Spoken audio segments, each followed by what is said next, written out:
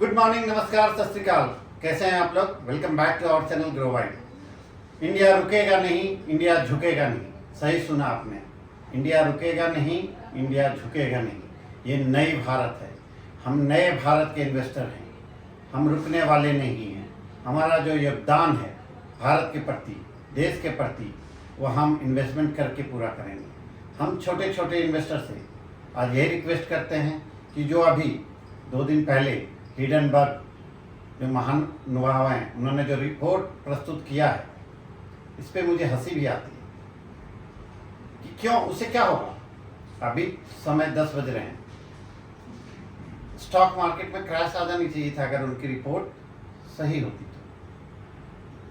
लोगों को पता है कि उनकी रिपोर्ट बेबुनियाद है, बेकार है, भारत को पीछे करने की एक गहरी चाल है।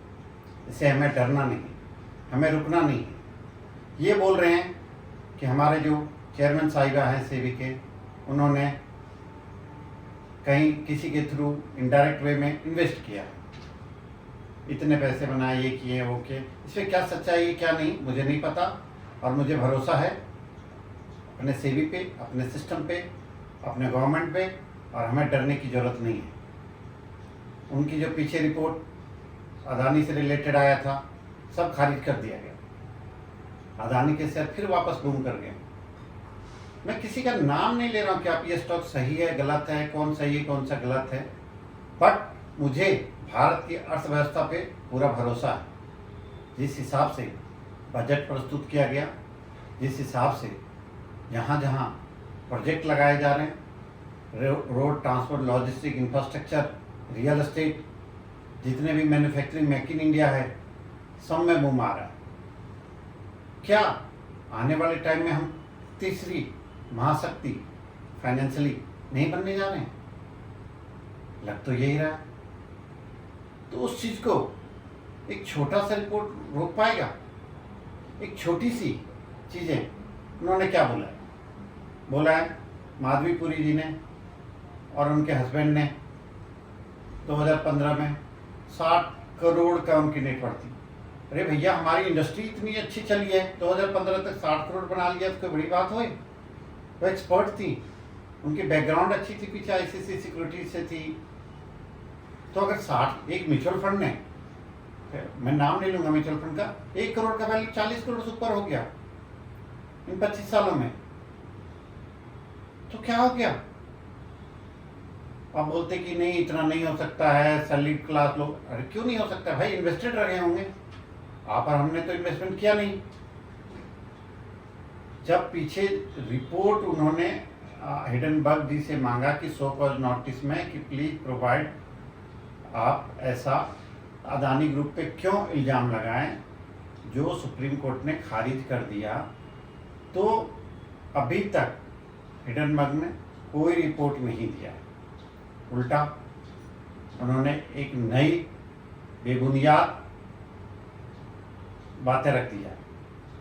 अगर उनकी बातों में सच्चाई होती तो आज अभी इस वक्त बाजार 2000-3000 पॉइंट गिरा हुआ होता, अदानी के सारे शेयर गिरे होते, या उससे रिलेटेड शेयर गिरे होते पूरी। कुछ नहीं हुआ। महज जिनको नॉलेज नहीं है, जो इस चीज़ का अवेयर नहीं है, उन्होंने थोड़ी बहुत सेलिंग किया होगा, जिसकी वजह से हम सेंसेक्स में थोड़ी बहुत वोलेटिलिटी देख रहे हैं। क्या एज ए रिटेल इन्वेस्टर हमें क्या करनी चाहिए? एज ए रिटेल इन्वेस्टर क्या हम इन रिपोर्ट को देख के इन्वेस्ट करते हैं? क्या एक XYZ ब्लू चिप कंपनी है तो उससे कोई इम्पैक्ट है उसके रिजल्ट को? उस पर्टिकुलर कंपनी का, चाहे गवर्नमेंट की कंपनी हो, बैंक हो, या और कोई कंपनी हो, FMCG कंपनी हो इंडिया की, उसको रिसर्च से क्या लेना देना है? इस रिपोर्ट से क्या लेना देना है? क्या उसका प्रोडक्शन हाउस रुक जाएगा? उसकी कैपेसिटी यूटिलाइजेशन रुक जाएगी? क्या उसकी प्रॉफिट आफ्टर टैक्स रुक जाएगा? क्या उसका विजन, जो उनके प्रमोटर का विजन है कि मुझे यहाँ से यहाँ ले जाना है, वो रुक जाएगा? नहीं रुकेगा। उन सारी कंपनियों में अगर हम इन्वेस्ट करते हैं या कर रहे हैं तो उससे रिसर्च रिपोर्ट से क्या फर्क पड़ता है? क्या मैं 2 दिन के लिए इन्वेस्ट कर रहा हूँ? क्या मैं 1 महीने के लिए कर रहा हूँ? उन्होंने खुद लिखा हुआ इस रिपोर्ट में कि हम शॉर्ट कर रखे हैं अपने लिए और अपने कस्टमर के लिए। अगर शॉर्ट ही कर रखे हैं तो आप खुद सोचो कि भारत का अगर बाजार गिरता है तो उनको फायदा होगा। भैया तो आज हम लोग सब एज ए इन्वेस्टर, हमें पैनिक होने की जरूरत नहीं है, हमें सेल करने की जरूरत नहीं है।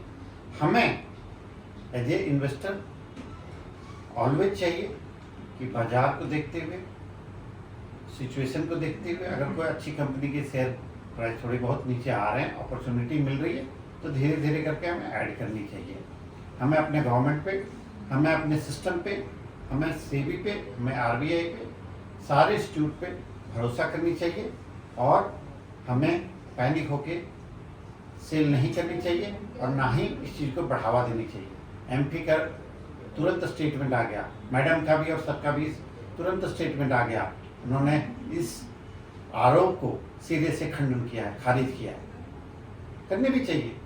इनफैक्ट इसे छोटी छोटी चीज़ों में तो पढ़नी नहीं चाहिए। एज ए रिटेल इन्वेस्टर हमें ज़्यादा अपने इनकम को बढ़ाने की और सोचनी चाहिए, चाहे सैलरी से चाहे बिजनेस से, और उस पैसे को ज़्यादा से ज़्यादा हमें इन्वेस्ट करनी चाहिए। ये अमृत काल का समय है, ये रुकने वाला नहीं है। इंडिया रुकेगा नहीं, इंडिया झुकेगा नहीं। इंडिया का हर एक इन्वेस्टर अभी जानता है कि मेरा सरकार बहुत ही अच्छा काम कर रहा है और हमें उनको सपोर्ट करना है किसी भी कीमत पे। हमें झूठी बातों पे, अफवाहों पे नहीं आना है। हमें जो सत्य चीज़ है, मेरी जो ऑब्जेक्टिव है, हम अगर 1990 से लेके अभी तक देखेंगे कितने बड़े बड़े इवेंट देखा, नेगेटिव इवेंट देखा, या 92 हो, 2008 की हो, 2013 की हो, 2016 की हो, कोरोना टाइम हो, कितने सारे इवेंट नेगेटिव देखा। जब हम उस चीज़ों से नहीं घबराएं तो एक छोटी सी इवेंट से घबरा जाएंगे क्या? बाजार ने जवाब दे दिया इसका, बाजार क्रैश नहीं हुआ, ना होगा भी। तो इसलिए आप सबसे, रिटेल इन्वेस्टर, सभी इन्वेस्टर से मेरा रिक्वेस्ट है कि कृपया कर इन बेकार की बातों पे अपनी इन्वेस्टमेंट को सेल नहीं करें, पैनिक में सेल नहीं करें। अगर आप ऐसा करते हैं, बहुत सारा कस्टमर ने पीछे वाली रिपोर्ट को देख के इन बिटवीन बेच दिया होगा, लेकिन क्या बाय कर पाए? वो शेयर फिर वापस उसी पोजीशन पे आ गया, लेकिन जिन्होंने बीच में बेच दिया होगा उनका तो लॉस हो गया। इसलिए कीप पेशेंस, कीप पेशेंस। जय हिंद, जय भारत।